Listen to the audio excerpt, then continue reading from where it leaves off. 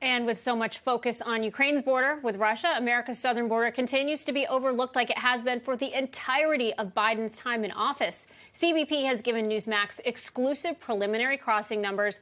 And folks, this crisis is only getting worse. In just 1 week, there were nearly 9,000 apprehensions in both the Del Rio and Rio Grande Valley, nearly 6,000 gotaways in Del Rio, while there are over 5,000 arrests at the Tucson, El Paso, and Yuma sectors. And these people aren't just being turned around and sent to their home countries. Almost all of them are given a court date to apply for asylum and allowed to enter the interior of our country. And what do you think happens after that, Aaron? Joining us now to discuss is Newsmax border correspondent and retired captain of the Texas Department of Public Safety's Intelligence and Counterterrorism Division, Jason Jones. Jason, thank you so much for joining us again. Oh, guys, it's good to be with you. Thanks for having me. Of course, all week you've been riding along with several border operations, most recently with Sheriff Mark Lamb in Arizona. What's your reaction to those early crossing numbers? Well, I'll tell you, it's just really an example of what we're dealing with along that southwest border. I was really stunned when I got out there because Pinal County Sheriff's Office is off the border about 50 miles, and they've got Interstate 10 running through there. And the statistics on fentanyl coming through, not only just bodies, but that lethal poison impacting Americans all over this country. In Pinal County, in 2018, they seized 0 fentanyl pills. Think of this, 0. Wow. In 2021, 1.2 million. Yesterday, I was in South Texas with the Texas Department of Public Safety getting a briefing from Operation Lone Star.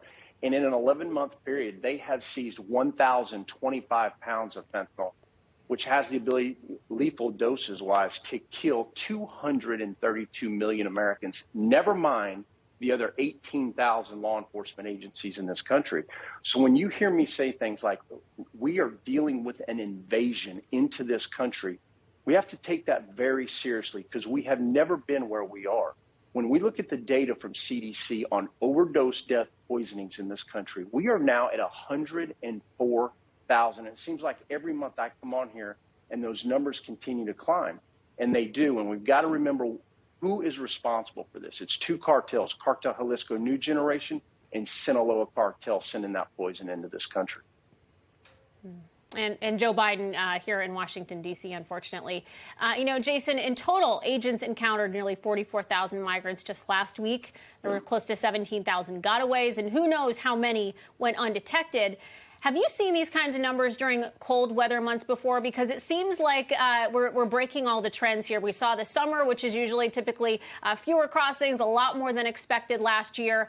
What about during the winter months? What are you seeing in terms of what we've witnessed in the past?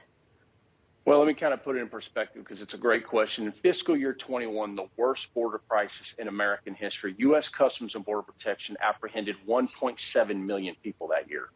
In the first 4 months of fiscal year 22, October, November, December, and January, they're now at 670,000 apprehensions. And to your point, we're in the winter months. And if you look back historically, most of the migration numbers are at their lowest. I mean, if you go back to the Trump administration 1 year earlier, they only apprehended 36,000 people during the month of January. So it's an example of how low these numbers usually go because normal migration is at its lowest. So get ready. What it tells us very clearly in the data, and as you guys know, I monitor the daily tripwires and triggers of the changing tactics on the ground all the time by going to that border every other week and meeting with local and state and federal law enforcement.